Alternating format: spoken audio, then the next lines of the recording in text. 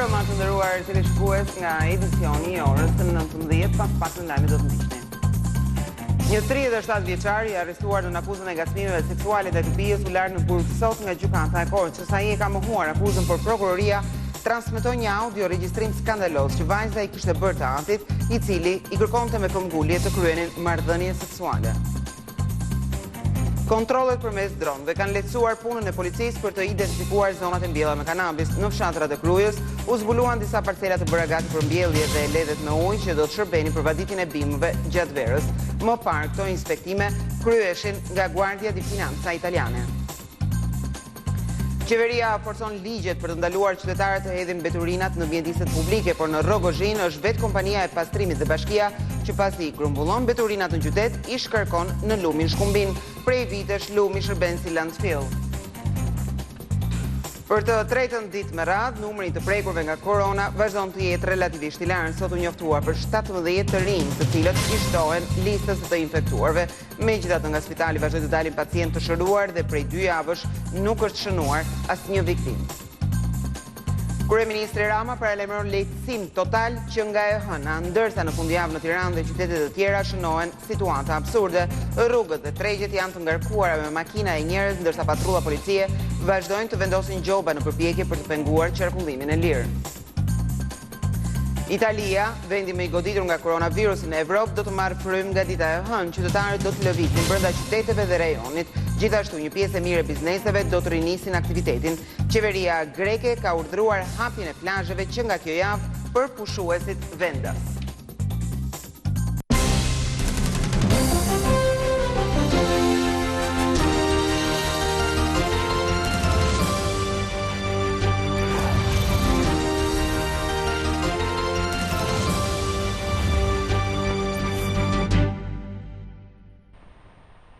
Dhe ju njohim tani me materialet e përgatitura. Një 37 vjeçar i arrestuar në akuzën e ngacmimeve seksuale ndaj të bijës është lënë në burg sot nga gjykata e Korçës. Ai ka mohuar akuzën, por prokuroria transmetoi para gjykatës një audio regjistrim skandaloz që vajza i kishte bërë të antit, i cili i kërkonte me këmbgulje të kryenin marrëdhënie seksuale.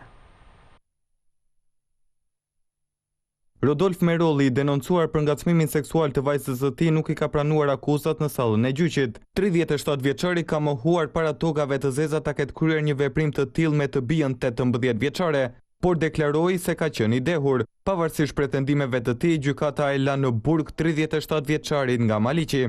Ai u denoncua nga vetë 18 vjeçaria, e cila vuri në dispozicion të autoriteteve edhe një audio ku dëgjohet babai teksa kërkon të kryej marrëdhënie seksuale me të. Po ti e baba im. Është nuk e E jene vete o ba. Po më ke vlato, e në Terezi. Nëna e 18 vjeçares u shpreh se nuk ka qenë në banesë në atë moment, pasi ishte ndarë para një viti me babain e vajzës. Kishte thënë fjalë banale vajzës, ca fjalë që s'mund t'ia theshte, se e ka e vlat. Kontrollet përmes dronëve kanë lehtësuar punën e policisë për të verifikuar zonat e mbjellura me kanabis. Në fshatrat e Krujës u zbuluan disa parcela të bëra gati për mbjellje dhe ledhet me ujë që do të shërbenin për vaditjen e bimëve gjatë stinës së verës. Ndryshe nga vitet të tjera kur identifikimi i parcelave me kanabis është bërë nga ajri me ndihmën edhe të Guardia di Finanzas ose nga efektivët e policisë të cilët shkelnin në këmbë çdo zonë, kryesisht ato malore. Të vit janë vënë në funksion dronët e uniformave blu. Operacioni i parë i vëzhgimit të territorit është bërë në fshatrat e Krujës, një nga vatrat e nxehta të kultivimit të drogës në vend. Gjatë këtij operacioni policia njofton për gjetjen dhe shkatrimin e 59 lerave të ndërtuara me plastmas për të grumbulluar ujë për kultivimin e bimëve narkotike. Gjithashtu janë identifikuar edhe 41 vende të hapura në zona të pyllëzuara, ku do të mbillej lënda narkotike. Kujtojmë që edhe në një raportim në parlament kryeprokurori Olsian Çela deklaroi se është rritur kultivimi i kanabisit dhe përmendi Krujën si një nga zonat ku janë shtuar parcelat bashkë me Shkodrën dhe Vlorën, por diçka e tillë u hodh poshtë nga kryeministri Rama një ditë më pas në një konferencë online me gazetarët. Qeveria forcon ligjet dhe kodin penal për të ndaluar qytetarët të hedhin mbeturinat në ambientet publike, por në Rogozhinë është vetë kompania e paguar nga bashkia që pasi grumbullon mbeturinat në qytet, i shkarkon ato në lumin Shkumbin. Kjo për faktin se prej vitesh, bashkia nuk ka ndërtuar një vend grumbullim për mbetit dhe si i tillë ka shërbyer dhe shërben lumi. Këto janë pamjet e shumë lumenve në Shqipëri. Qese dhe mbetjet të tjera kanë përfunduar këtu pas janë hedhur nga banorët në natyrë. Për të frenuar këtë situatë, Ministria e Mjedisit hartoi edhe një projekt ligj për ndalimin tërësisht të përdorimit dhe prodhimit të qeseve plastike, ndërsa në kodin penal, ata që hedhin mbetjet në natyrë tashmë dënohen edhe me burg. Por çfarë ka zgjidhur kjo? Ndërsa qeveria forcon çdo vit ligjin për të frenuar ndotjen e mjedisit në Rogozhinë, vazhdon të ndodh një akt i paprecedent. Kompania që pastron qytetin i shkarkon mbeturinat në lumin Shkumbin. Edhe pse në ligj parashikohet dënim me burg për ata që kryen krime mjedisore, pushteti vendor është detyruar që fillimisht të pengojë rrugën me armë të këtij kanali. Ndërsa qeveria përpiqet të disiplinojë qytetarët e paedukuar, janë vetë institucionet që hedhin mbeturina në lum. Ky vend në breg të lumit Shkumbin është pikërisht landfilli i Rogozhinës. Mund të jetë qyteti i vetëm në Europë që për landfill përdor lumin që i kalon pranë. Kompania që përgjigjet për pastrimin e qytetit të Rogozhinës është Viola Green. Pak ditë më parë, Inspektorati i Menaxhimit të Territorit e gjobiti atë me 2 milion lek pikërisht për këtë veprim. Por duket se në Rogozhinë kjo gjobë nuk e zgjidh problemin, pasi ngër që fillon më herët. Qyteti prej kohësh nuk ka patur një vend depozitimi për mbetjet dhe për këtë ka përdorur dhe përdor pikërisht lumin Shkumbin, i cili thjesht i transporton ato në det që është vetëm pak kilometra larg që këtu. Në bashkinë Rogozhinë nuk u lejoa dhe nuk ka ligj, nuk ka hapësira ligjore që të ndërtohet një landfill i tillë për të mbetjet. Në atë ambient, atje ku ndodhet për momentalisht deri i hedhjet gjithë mbeturinave, ato janë në mënyrë klandestine, në mënyrë të paligjshme. Duke qenë një bashki e kësaj kategorie, ne nuk kemi dot hapësira financiare dhe hapësira të mundshme për të përballuar situatët të kësaj natyre. Duke patur parasysh që 1 ton plerë do 30 euro për të çuar në një landfill, problemin e pranimit e problemin e faturës financiare e cila është rëndon mbi taksapaguesët dhe mbi investimet e kësaj bashkie. Për këtë zonë të ndotur në breg të lumit, bashkia thotë se ka një projekt tjetër, por ka nevojë për fonde që ta transformojë. Ne kemi marrë një vendim të Këshillit Bashkiak me shumë këmbgulje për ta kthyer atë vend në një vend atraktiv turistik për sa i përket ndërtimit një pylli, i cili do jetë shumë edhe do japi efekte shumë të shpejta. Kështu që ne presim që me ndihmën e edhe të pushtetit qendror. Deri tash nuk kemi marrë ndonjë përgjigje nga Ministria e Mjedisit, ndonjë përgjigje i cila do na financojë apo do japi ndihmën e nevojshme. Bashkia Rogozhinë, e cila nuk ka ende një vend zyrtar dhe legal të depozitimit të mbetjeve, menaxhon 2 zona turistike shumë të frekuentuara, ato të Spylles dhe të Vila Bashtovës, zona që janë ndër më të ndotura në vend, pikërisht nga mbetjet që shkakton në det lumi Shkumbin. Që prej vitit 2011 Shqipëria ka një ligj për menaxhimin e integruar të mbetjeve që detyron ndarjen e mbetjeve në burim në mënyrë të diferencuar dhe riciklimin e tyre. Por ende në 60% të territorit mbetjet urbane nuk mblidhen fare dhe në zonat rurale ato përfundojnë në përprejnë e lumejnë. Nëse ideja e kryeministrit Rama për të mos rinovuar asnjë leje shfrytëzimi të hapësirave të plazhit të vit nga sipërmarrës privat do të zbatohet, këtë verë pritet që gjithë hapësira e plazheve të jetë publike. Për herë të parë, kjo që nga koha e komunizmit, kur Bregdeti filloi të pushtohej nga ata që quhen si pronarët e plazheve. Ky është plazhi i Gjirit të Lalzit, një nga më të mëdhenjt në vend. Gjatë verës, këtu gjejmë freski pjesa më e madhe e banorëve të kryeqytetit, pasi është edhe plazhi më i afërt me Tiranën. Vit pas viti, pushteti vendor ka dhënë leje për ndërtimin e këtyre lokaleve dhe njëherëzi shfrytëzimin e hapësirave të plazhit. Këto hapësira quhen plazhe private, edhe pse deti dhe rëra nuk kanë asnjë pronar zyrtar. Vendimet dhe ligjet për të ruajtur raportin midis plazheve publike dhe plazheve private janë shkelur vazhdimisht, derisa sot nuk ka një tabelë që tregon plazh publik. Por kryeministri Edi Rama ka hedhur idenë që këtë vit lejet për plazhet private të mos rinovohen më, që do të thotë se në këtë hapësirë nuk do të ketë më shezllone dhe qytetarët do të duhet të vinë me çadrat e tyre, pa qenë të detyruar të paguajnë para për rërën, detin dhe diellin. Kryeministri cilësoi këtë si plazhin e Qomotit, kur në Shqipëri nuk njiheshin shezllonët dhe rëra ishte e të gjithëve. Këto qindra lokale e restorante do ta ushtrojnë aktivitetin e tyre, por pa patur të drejtën e të bërit biznes me rërën. Nga një plazh ku nuk kishte një hapësirë publike, tashmë do të eksperimentojmë një plazh ku nuk ka shërbime private, të inatosur me abuzuesit që zaptuan çdo hapësirë të Bregdetit me lejen e pushtetit. Qytetarët e kanë mirëpritur idenë, pa mund të përballen pushuesit me probleme të tjera. Ndërsa e dorëzoi plazhin në duart e privatëve, qeveria dhe pushteti vendor nuk kanë bërë asnjë investim. Nuk ka dhoma zhveshjeje, nuk ka tualete, nuk ka dushe për shplarje. Të gjitha këto shërbime ofrohen nga ata që quhen pronarët e plazhit. Madje dhe vend parkimet e makinave janë ndërtuar nga privatët. Nuk dihet nëse ata do t'i ofrojnë falas këto shërbime. Ata që e mbajnë mend kohën e komunizmit, kujtojnë se deti nuk shërbente vetëm për të freskuar, por edhe për të kryer nevojat personale. Shpresojmë se kjo ide e kthimit të plazhit tek qytetarët të mos e përfshijë këtë detaj.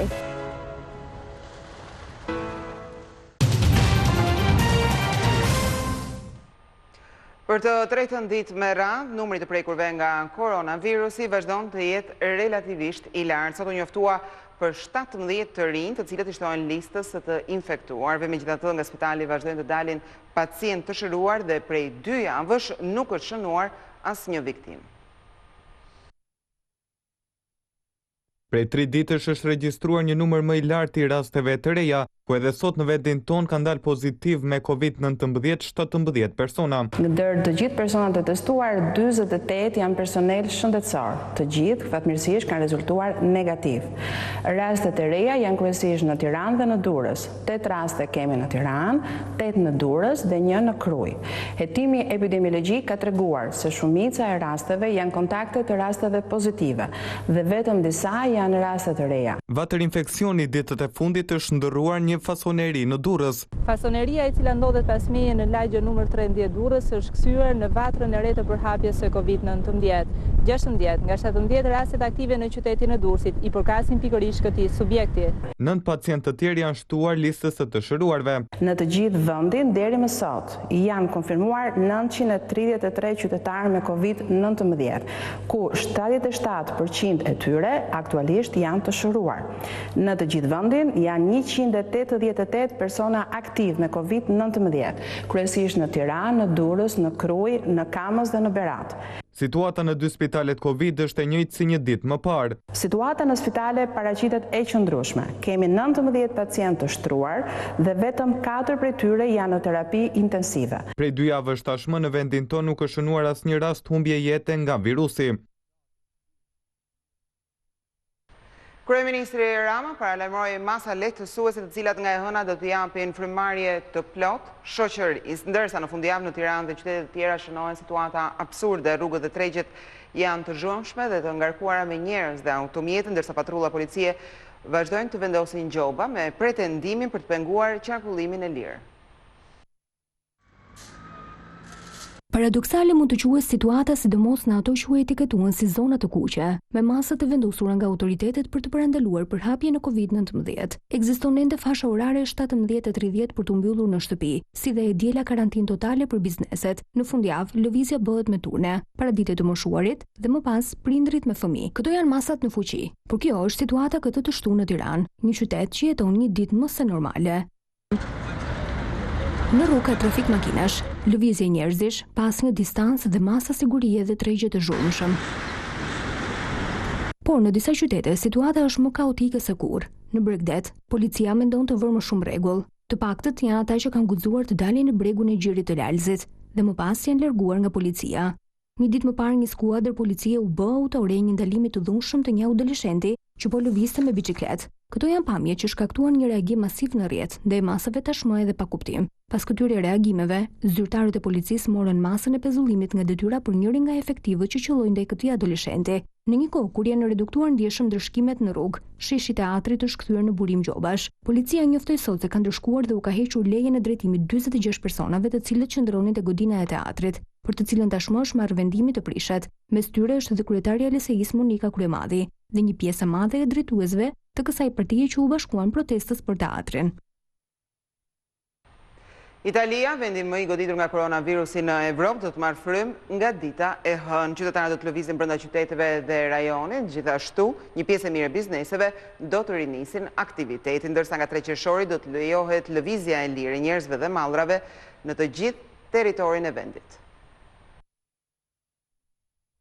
Rastet e pakta të vdekjeve dhe infektimeve në këtë fazë të dytë i kanë dhënë mundësi Italisë që të heqë kufizimet. Në bazë të dekretit të ri, nga data 18 maj deri në datën 31 korrik 2020, me anë të urdhëresave shtetërore, njerëzit tani mund të lëvizin lirisht nga një qytet në tjetrin për aktivitete prodhuese dhe tregtare. Po ashtu, nga data 18 maj deri në datën 2 qershor, do të lejohet lëvizja e lirë nga një komunë në tjetrën brenda të njëjtit rajon. Nga data 3 qershor, Italia do të lejojë lëvizjen e lirë në të gjithë territorin kombëtar, gjithmonë duke parë kurbën e epidemisë, si dhe në përputhje me kufizimet e rregulloreve të vendosura nga Bashkimi Evropian, ashtu siç vepruan vendet baltike. Nëse qytetarët do të udhëtojnë nga një vend në tjetrin, do të matet temperatura, dhe nëse rezultojnë mbartës të COVID-19, do të duhet të kthehen dhe të qëndrojnë në karantinë për gati 14 ditë. Po ashtu, duke filluar nga kjo hënë që vjen, Italia do të rihap parukeritë, objektet e kultit, berberët, palestrat, plazhet, pishinat dhe pjesën tjetër të dyqaneve që ishin të mbyllura. Por gjithçka do të jetë sipas protokolleve të OBSH-s, duke ruajtur distancat dhe ku njerëzit do të duhet të pajisen me maska dhe doreza. Aktivitetet tregtare dhe prodhuese do të jenë të hapura dhe do të duhet të respektojnë protokollin kombëtar të sistemit të sigurisë së shëndetit në punë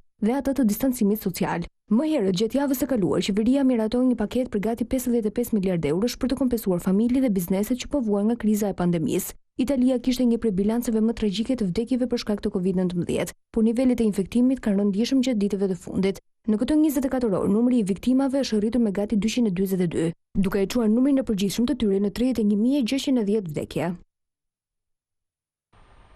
Greqia po bën gjithçka që të mos e çojë dëm këtë sezon turistik. Qeveria ka urdhëruar hapjen e 100 zonave turistike bregdetare për pushuesit vendas dhe nga data 1 korrik, sipas kryeministit, pritet që të lejohen edhe pushuesit e huaj të futën. Gjithsesi, me vendet qinje, fluturimet ajrore do të jenë të pezulluara të paktën deri në 14 qershor. Ndërsa temperaturat e nxehta po afrohen, vendet e mesdheut po përgatiten për sezonin turistik pas karantinës më shumë se 2 mujore. Nga sot, Greqia ka vendosur të hapë 515 plazhet për turistët vendas në masa të rrepta distancimi fizik për shkak të frikës së rikthimit të epidemisë të koronavirusit. Kryeministri Mitsotakis deklaroi se sipas skenarit më pozitiv, plazhet do të presin edhe vizitorët e huaj duke filluar nga data 1 korrik. Në një hapësirë 1000 metra katror maksimumi do të lejohen deri në 40 persona, ndërsa çadrat e diellit duhet të vendosen 4 metra larg njëra tjetrës. Shezllonet do të spërkaten me dezinfektant pas çdo përdorimi dhe ndalohet shërbimi për kafe apo pije dhe do të shiten vetëm produkte të paketuara. Sipas vendimit të qeverisë për vizitorët e huaj, turizmi në Greqi pritet të hapet nga data 1 korrik, ndërsa sipas mediave greke, brenda kufinëve të ligjit të BE-s, Greqia do të zhvillojë një diplomaci të turizmit që do të lehtësojë ardhjen e vizitorëve, veçanërisht nga vendet jo shumë të prekura. Megjithatë, qeveria greke ka vendosur të mos i hap fluturimet e avionëve me Shqipërinë dhe Maqedoninë e Veriut deri në mesin e muajit qershor. Qeveria greke ka miratuar një paketë financiare prej 24 miliard euro për të mbështetur ekonominë vendase, kryesisht turizmin në rimëkëmbjen pas traumës së pandemisë. Ndërsa në Maqedoninë e Veriut vazhdon të ketë një ritëm të ulët të prekur. Gjatë 24 orëve të fundit shënuan 22 të infektuar të rinj, ndërsa në spitale vazhdojnë të jenë 77 pacient. Një e moshuar ndroi jetë mbrëmë në një spital të Shkupit. Ministria e Shëndetësisë ka njoftuar se në Institutin e Shëndetit Publik janë regjistruar 16 pacientë të shëruar në klinikën infektive në Shkup, ka ndëruar jetë një pacient 79 vjeçare, e shtruar në spital si e dyshuar me COVID-19 më 13 maj, kurse e konfirmuar pozitiv më 15 maj. Gjatë 24 orëve të fundit janë bërë 462 testime, kurse janë konfirmuar 22 raste të reja me COVID-19. Numri i përgjithshëm i të diagnostifikuarve me COVID-19 në vendin tonë shkon në 1762. Numri të shëruarve është 1267, i viktimave 98, kurse për momentin raste aktive ka 397. Autoritetet shëndetësore në vend njoftojnë se në klinikën infektive në Shkup, në spitalin 8 shtatori dhe spitalet në Manastir dhe Shtip, gjithsej janë të shtruar 77 pacient, prej të cilave 30 paraqiten në gjendje më të rëndë shëndetësore. Në repartet infektive në Tetov, Kumanov, Veles, Ohër dhe Prilep, gjithsej janë të shtruar 48 pacient pozitiv apo të dyshuar me COVID-19.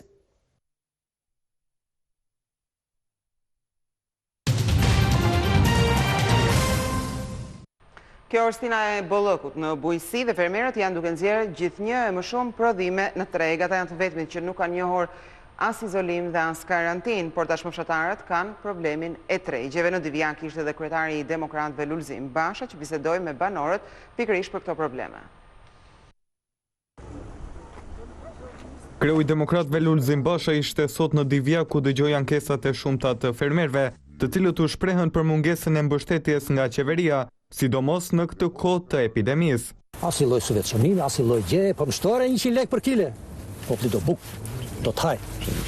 Jemi të marrur. Një dritë jeshile të paktën aty se për të punuar nuk do ma punoj politika serën më. Serën do punoj vetëm, po vetëm në ndihmë kemi fal mbështetje. Situata është alarmante, jashtëzakonisht katastrofë. Jemi drejt falimentit. Fermerët thonë se nuk kanë treg për produktet e tyre, ndërkohë që kostot janë tepër të larta. Nuk shitesh, e me çoshin dhe fikat nuk e merrshin. Do detyrohem me hollëm kanal. Mbi 30 magazina maminës janë mbushur me patate nga importi. Janë konkurrent me ne, 1 muaj, 2 muaj para se dali Divjaka mban gjithë Ballkani me prodhime. E kanë nëpër frigorifera. I marrin kryesisht nga Egjipti, na sillin neve patatën në Shqipëri. Kur Divjaka ka. Patate jonë ishtë një produkt shumë i mirë. Kemi falmentuar dhe unë që jam 60 vjeç, i hedh fajin vetës time duhet kisha ikë nga Shqipëria. Zgjidhja për këtë situatë sipas Bashës është një qeveri që kthen vëmendjen te fermeri. Do të keni një qeveri që vendos njeriu para oligarkut, që vendos 500.000 fermerë shqiptar para 5 oligarkëve. Kaq e thjeshtë është. Por ndryshe mendon qeveria, sipas ministrit të bujqësisë Blendi Çuçi, situata krijuar nga pandemia COVID-19 nuk e ka prekur sektorin e bujqësisë. Bazuar në të dhënat e doganave, sipas ministrit, vetëm në muajin prill të këtij viti eksportet e produkteve bujqësore, sidomos fruta perimet, u rritën me 14% krahasuar me vitin e kaluar. Teksa vizitoi nga afër një serë moderne që kultivon prej vitesh fruta e perime në Çerm të Divjakës, Ministri i Bujqësisë dhe Zhvillimit Rural, Blendi Çuçi, jep edhe shifra optimiste për ecurinë e eksporteve bujqësore shqiptare në periudhën e pandemisë. Sipas Çuçit, të dhënat janë marrë nga Drejtoria e Përgjithshme e Doganave. Eksportet e produkteve bujqësore, sidomos e fruta e perimeve, u rritën me nivele dyshifrore dhe madje vetëm prilli krahasuar pra prilli 2020 krahasuar me prillin e 2019, kemi pasur një rritje rreth 14% të eksporteve. Dhe gjitha vjen nga investimet që janë bërë në bujqësi, sidomos në sektorin e serave, që për Shqipërinë krijon një avantazh. Rritja e eksporteve sipas ministrit është fruti i investimeve që janë bërë në sektorin e bujqësisë. Pra një para publike që hidhet në sektor merren 5 mbrapsht në ekonomi dhe ky është një raport shumë i mirë që na bën entuziast. Brenda këtij muaji pritet të nisin edhe aplikimet për mbështetjen me fonde nga buxheti i shtetit për rinovimin e plastmasit të serave, ku fermerëve që do të aplikojnë do t'i rimbursohet të vëshëja e plastmasit. Në total, vendi ynë ka afro 1700 hektar sera dhe tunele plastike për prodhimin e produkteve bujqësore.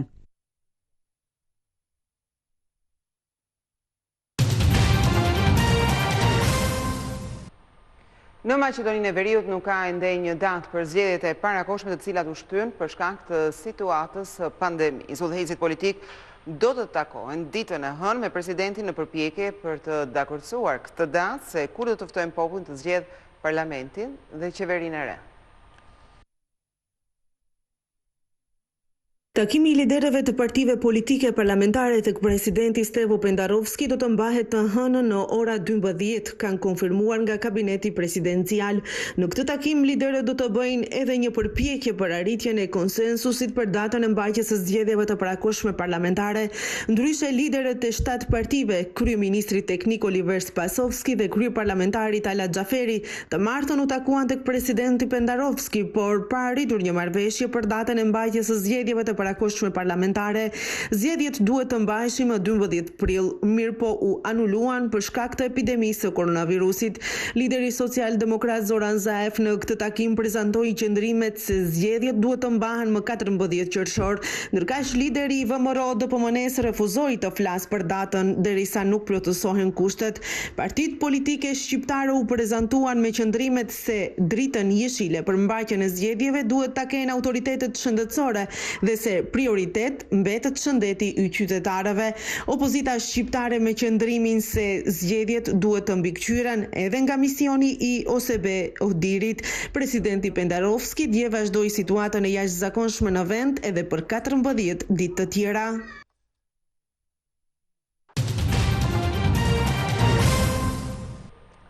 Si mas mbrojtëse kundër virusit në Singapur kanë zgjedhur një qen, por nuk është një qen i zakonshëm, ai është një robot në formën e qenit që futet mes njerëzve kur shikon se ata bashkohen në grupe. Teknologjia po ndikon fort në jetët tona, çdo ditë po përballemi me të, dhe risia më e madhe teknologjike vjen nga Singapuri, aty ku aktualisht çënohet edhe numri më i lartë të prekurve me koronavirus në Azinë Juglindore. Bëhet fjalë për këtë robot, i cili ka si detyrë të njoftojë njerëzit në park që të respektojnë distancimin social. Let's keep Singapore healthy. Roboti me trupin e një qeni u lëshua në parkun qendror të shtetit aziatik, prezenca të cilit habiti qytetarët, ndërsa morin simpatinë disa të tjerëve që nuk guruan ta fotografojnë. Ai nuk le, por përmes një mesazhi zëri të regjistruar lajmëron kalimtarët që të qëndrojnë sa më të sigurt gjatë shëtitjes në park. Përmes kamerave të instaluara në trup, ai identifikon çdo kalimtar. Keep Singapore healthy. Qeni teknologjik i quajtur Spot mund të patrullojë deri në 3 km/h, ndërsa shumë shpejt pritet të gjejë përdorim masiv nga autoritetet shëndetësore në mbar botën. Spot ul ndjeshëm numrin e të punësuarve në zonë, por shman kontaktin fizik mes njerëzve. Mbrojtja e luleve në Turqi nuk është në një rregull fanatik, por një lloj trëndafili gëzon një status të veçantë. Ai quhet trëndafili i ariut që rritet në lartësi dhe lulëzon vetëm një herë në vit, lulëzim që zgjat vetëm 10 ditë. Këputja e tij gjëbitet me 10.000 euro gjob. Ky është trëndafili i ariut dhe për autoritetet turke është një lule mos e prek. Është një nga bimët më jetë shkurtra, pasi jeton vetëm 10 ditë, gjendet në Konja dhe çel në lartësinë mbi 1000 metra. Kjo lule është një pasuri kombëtare dhe mbrohet nga Drejtoria Kombëtare e Mbrojtjes Natyrore dhe është ndaluar që të këputet apo të dëmtohet. Ata që e bëjnë diçka të tillë dënohen me një gjob mbi 60.000 lira turke ose rreth 10.000 euro. Trëndafili i ariut çel me ngrohjen e motit në pranverë, ndërsa në Turqi gjenden në 6 lloje të ndryshme. Vendet ku çel lulja mbahen të fsheta dhe nuk tregohen për qytetarët nga frika se mos e këpusin. Lulja ka efekte kurative për pacientët që kanë probleme me mushkrit dhe përdoret edhe në kozmetik për shkak të aromës tepër tërheqëse. Akrobacirat apo xhonglimet me top janë një sport i preferuar veçanërisht në kohën kur duhet të qëndrosh në shtëpi. Video të tilla janë mjaft të tërhequra në rrjetet sociale. Ndjekim. Xhonglimi i topit është një ndër ushtrimet më të përhapura në botë, por a e keni provuar ta bëni sipër takave? Këtë sfidë ka vendosur ta marrë përsipër Rakel Beneti. E mbyllur në shtëpi, bukurosha 29 vjeçare ka sfiduar këdo, duke na dhuruar një nga shfaqjet më të bukura të saj. Përdorimi i topit dhe saktësia e saj të lën pa mend. Madje ajo arrin deri aty sa xhonglon topin edhe e shtrir në dysheme. Braziliania është një ndër freestylet më të njohura në botë, me videot e saj që po bëjnë tashmë xhir në rrjetit. Video postuar së fundmi ka marrë mbi 337.000 shikime, si edhe shumë komente pozitive. Të nderuar teleshikues, është gjithçka e përgatitur për këtë edicion Lajmesh. Faleminderit që na ndoqët. Bashkë miru takofshim në edicionin e fundit informativ.